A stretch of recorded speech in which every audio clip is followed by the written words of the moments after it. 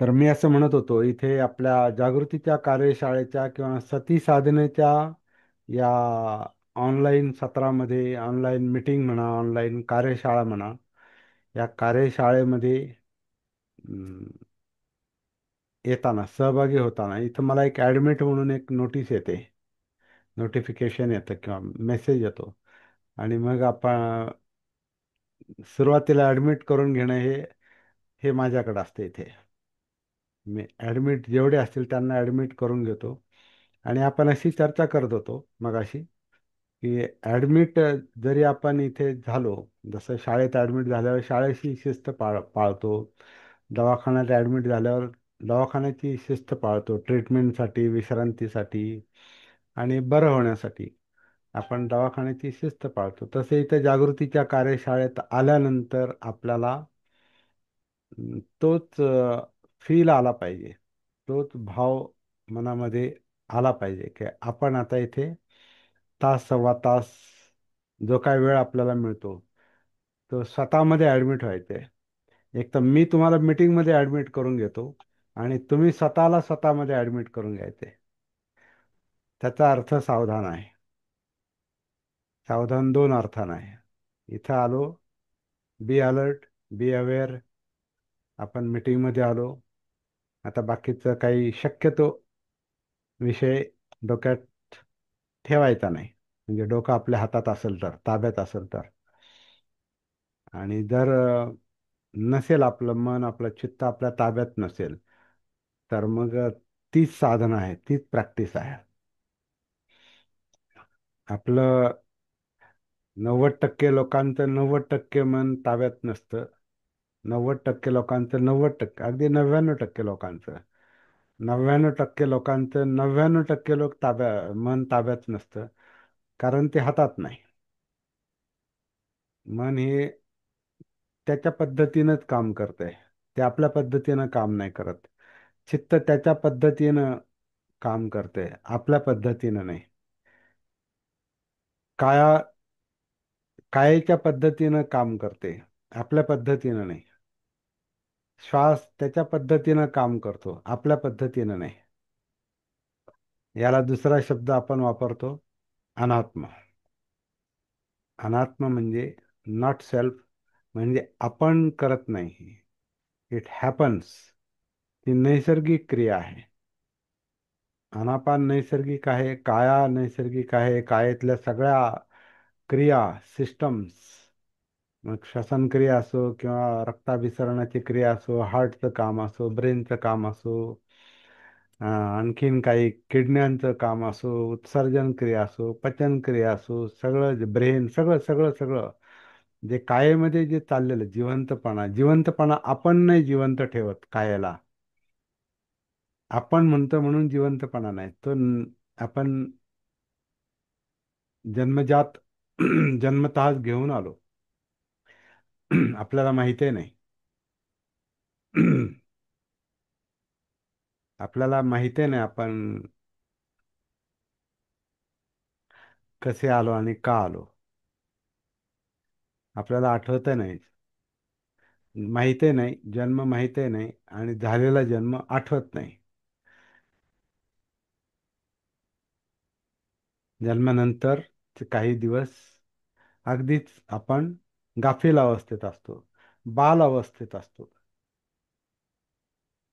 तर बाल्यावस्था म्हणजे ना समज, म्हणजे समज नसते. बाल आपण त्यालाच म्हणतो, समजत नाही रे, लहान आहे तो म्हणतो ना.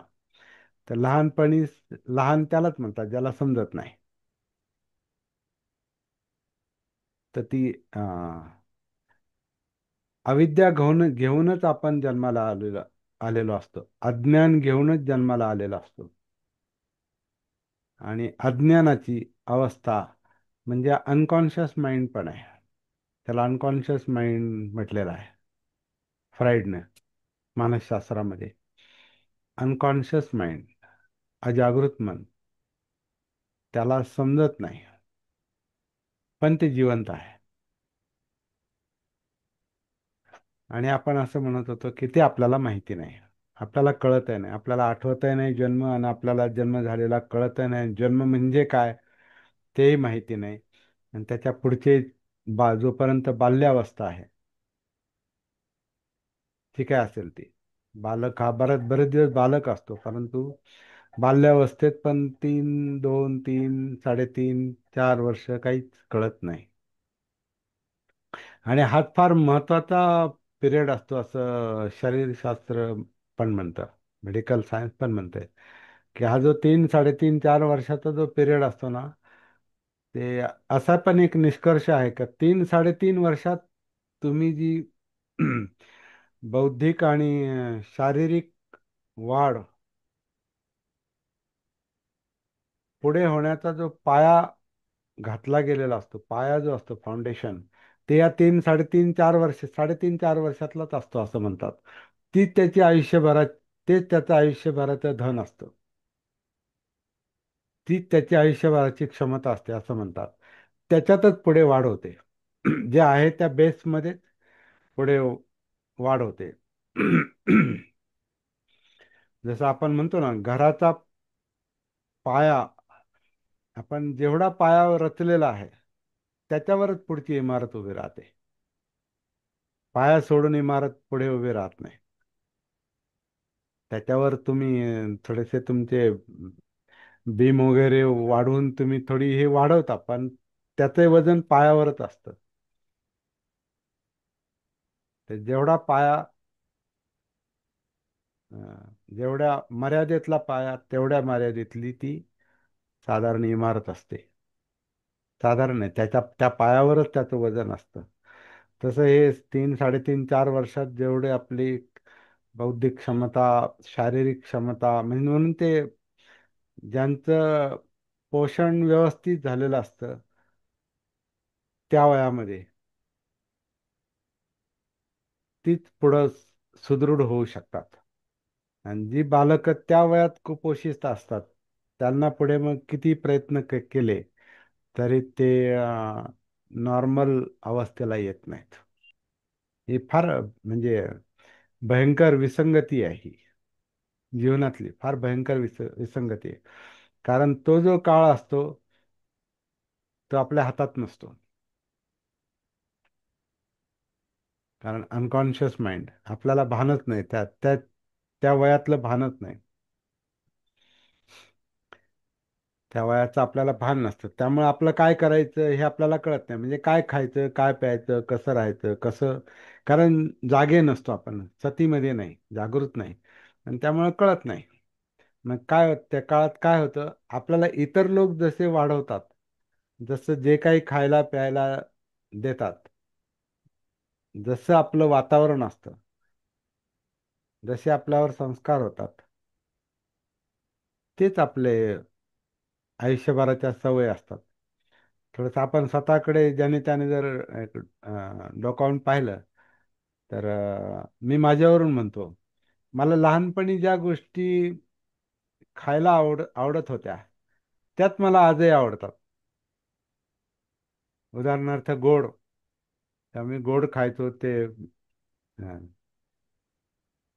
त्या 25 पैशाला काय तो पेढा वगैरे मिळायचा, आणि एक पेढेवाला त्या झाडाखाली बसायचा, आणि माझ्याकडे आता आई वडील शिक्षक होते, थोडेफार नाही म्हणता पैसे थोडेफार असायचे, आणि 4 आण्याला काही तो पेढा वगैरे मिळायचा, ते ते सवयच होती मला गोड खायची.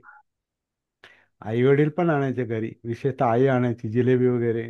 आणि दुसरी गोष्ट, भेळभत्ता, तर आजही मला ते आवडतं, गोडीशेव आजही मला आवडते.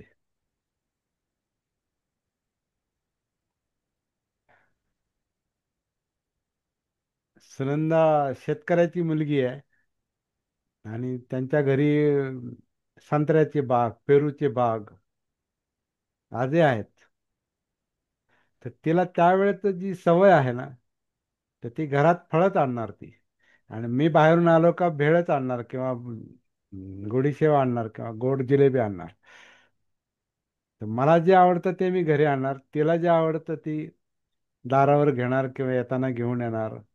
मला पण सांगणार, येताना केळी घेऊन या, किंवा सफरचंद दिसले तर घेऊन या.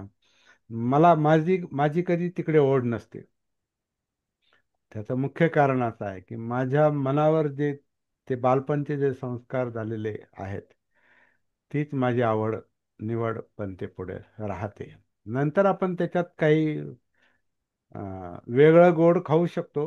वेगळं नमकीन ज्याला आपण म्हणतो फरसाण किंवा हे भेळ, वेगळं नमकीन खातो. उदाहरणार्थ भजी खातो किंवा काय आणखी वडे खातो. आता वडापाव हा तर फार महत्वाचा हे झाला, दुवा झालाय काही लोकांसाठी. वडापाववर लोक दिवस काढतात. काही काही लोक त्यांचा नाश्ता त्याच्यावरच असतो.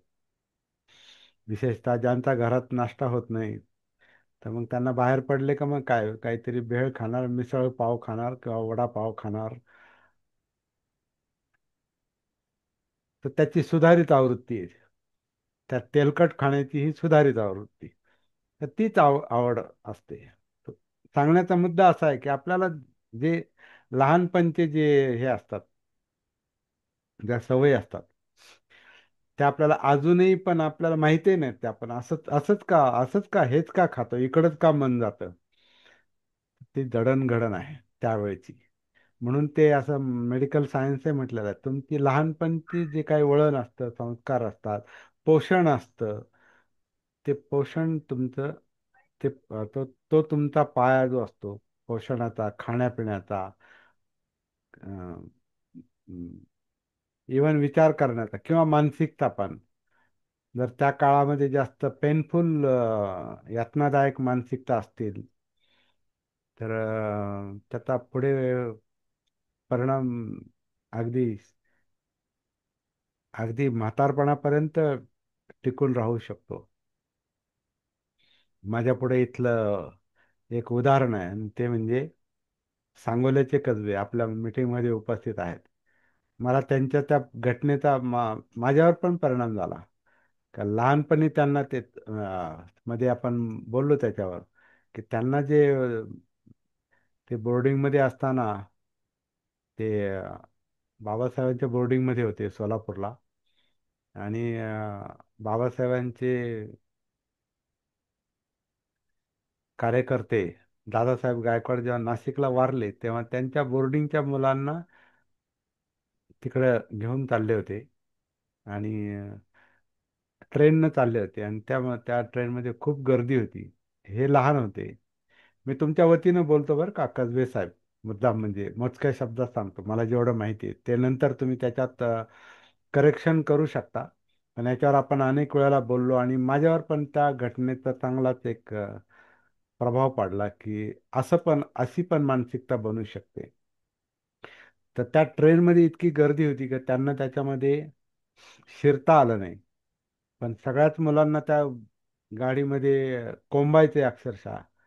म्हणून यांना पण तिथे कोंबलं आणि ते अक्षरशः तिथे गुदमरले होते आणि खूप घाबरले. तर म्हणजे ती भीती माझ्या मनात आजपर्यंत होती. आता ते आपल्या सती साधनेच्या या संपर्कामध्ये साधारण 3 वर्ष तरी झाले त्याला. 3-4 वर्ष झालेत. तर सुरुवातीला त्यांनी मला ते बोलून दाखवलं. माझ्या मनात ती अजून भीती आहे. अजून मला बसमध्ये बसायला भीती वाटते किंवा ट्रेनमध्ये मला अजून अजून तो धसका ज्याला म्हणतात ना, धसका बसलेला आहे. भीती बसलेली आहे. ते आता कमी होत चाललंय त्यांचं,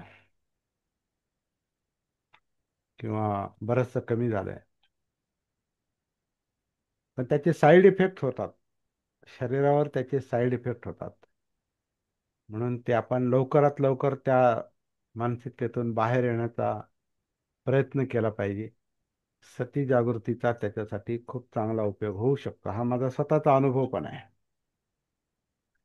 मी पण जसा आता दिसतोय आणि तुम्हाला वाटतोय तसा नव्हतो. मी फार अ, मी फार न्यूनगंडामध्ये जगलेलो आहे. Lack of confidence. मी फार म्हणजे आत्मविश्वास नव्हता. आजही माझा आवाज जो बसका आहे, तो तर कारण माझ्या आवाजाला कधी धार आलीच नाही. माझ्या आवाजाला कधी धार आली नाही. त्याचं त्याचं कारण एक ओव्हर सेन्सिटिव्हिटी, अति भावनिकता किंवा ज्याला भावनातिरेक म्हणतात. तर भावनेचा अतिरेक हा माझा सायकोलॉजिकल प्रॉब्लेम होता. त्याच्यामुळं बोलणं, विशेषतः चार चौघात बोलणं, हे माझ्यासाठी फार कठीण गोष्ट होते. त्याच्यामुळे मी कधी कुठं असा पुढाकार घेऊन कोणती कामं अं, माझ्या मला जोपर्यंत समजत तोपर्यंत तर मला करता नाही आली. जेव्हा मी ह्या प्रवाहात आलो, तेव्हा मग माझ्यामध्ये ते बदल होत गेलेले आहेत. आणि ह्याचं कारण जे आहे ते माझं बालपण पण आहे. मी 11-12 महिन्याचा असताना माझी आई मला सोडून, तिला तिला जावं लागलं, खरं म्हणजे सोडून म्हणजे तिला शिक्षिकेच्या ट्रेनिंगसाठी कानूर पठार म्हणजे नगरपासून पारनेर पारनेर पासून 9 किलोमीटर कानूर खेडेगावातून तिला ट्रेनिंगला जावं लागलं. दीड वर्षासाठी की 2 वर्षासाठी काय असत मला आठवत नाही, मला नीट माहिती पण नाही. पण 1 वर्ष तर नक्कीच. तर त्या 1 वर्ष, 1-1.5 वर्षाच्या काळात मी एक कुपोषित म्हणूनच राहिलो. आणि मला माहिती नाही ते काय कुपोषण झालं मला माहिती, पण इतर लोक सांगतात, माझे नात्यातले. तर माझ्या नात्यातले जे लोक मला सांगायचे किंवा चिडवायचे, त्यात थोडंसं मी विश्लेषण माझ्या आत्मकथनामध्ये लिहिलेलं आहे. तर ते फार ऐकून पण भयंकर वाटतं ते. पण त्याचा माझ्या मनावर नक्कीच परिणाम झालेला असेल. आणि त्याच्यामुळे स्वभावावर परिणाम झाला, माझ्या इमोशन्सवर परिणाम झाला, माझ्या विचार प्रक्रियेवर परिणाम झाला. कदाचित तेच एक कारण असेल. माझे कानाचे जे प्रॉब्लेम आहे ते लहानपणापासूनच सुरू झाले. दोन्ही कान माझे वाहत असायचे आणि दोन्ही कानांची ऑपरेशन झाली पुढे. तर स्वभावावर परिणाम झाला, मनावर परिणाम झाला, शरीरावर परिणाम झाला. आणि जसं मी आता मगाशी एक गोष्ट, खाण्यापिण्याच्या आवडीनिवडी पण त्याच सवयी जास्त. तर सांगायचा मुद्दा असा आहे की आपण जे संस्कार घेऊन आपण आलेलो आहोत, तर त्या संस्कारांचाच आपल्याला इथे खरं म्हणजे अभ्यास करायचा असतो.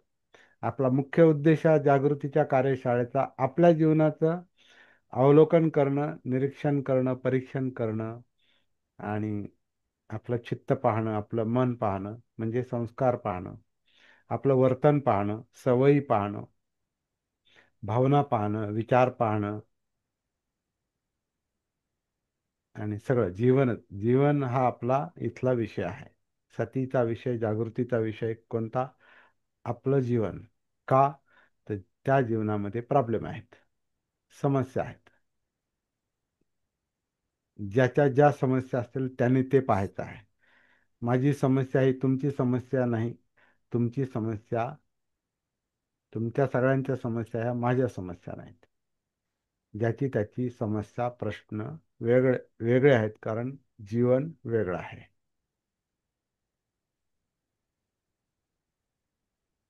जीवन वेगळं आहे. माझे आईवडील वेगळे, तुमचे आईवडील वेगळे, माझं पोषण वेगळं, तुमचं भरण पोषण वेगळं बालपणातलं, तुमचे संस्कार, तुमची परिस्थिती वेगळी, माझी परिस्थिती वेगळी. अगदी खाणं पिणं सुद्धा तुमचं वेगळं, माझं वेगळं, नातेवाईक वेगळे, शाळा वेगळी, परिसर वेगळा, पुढचं शिक्षण असेल ते वेगळं, कामाचं ठिकाण वेगळं, आपल्या संस्था वेगळ्या, संघटना वेगळ्या.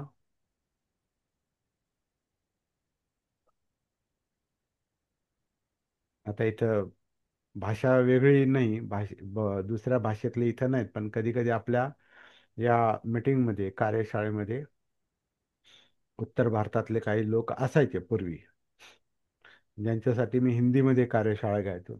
तर आपली सगळ्यांची भाषा एकच आहे, ती म्हणजे मराठी आहे. पण मराठी पण वेगवेगळी आहे आपली सगळ्यांची.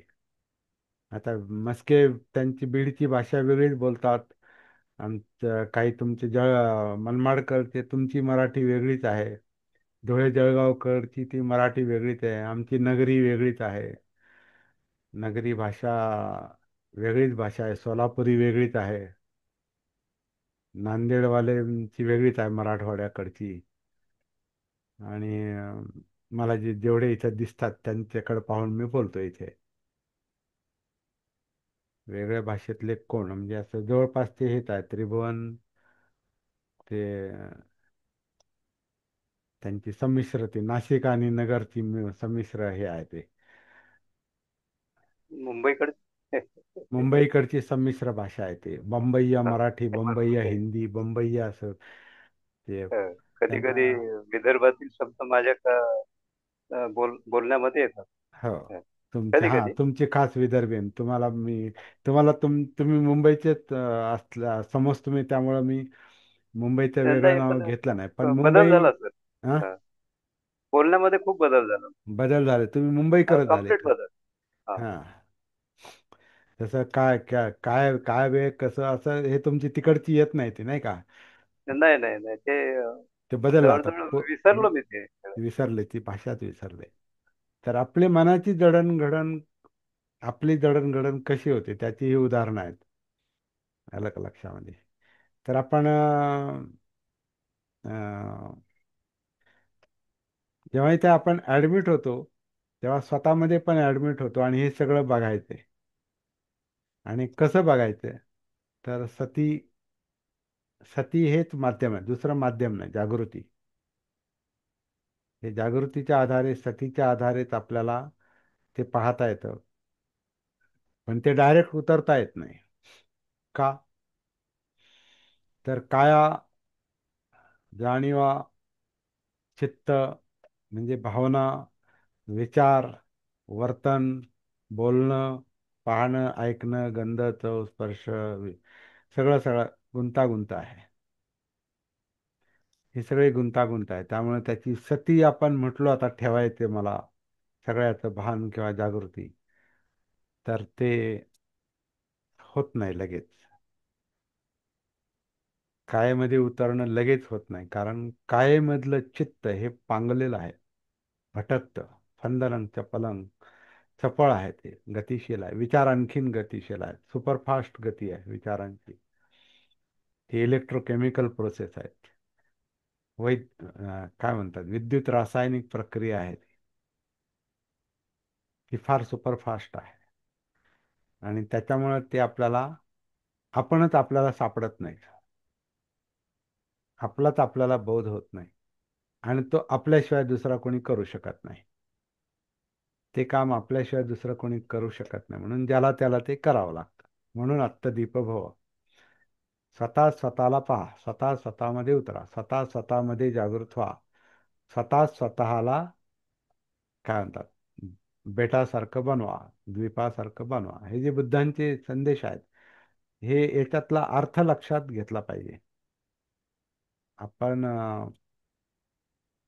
तो अर्थ लक्षात घेणं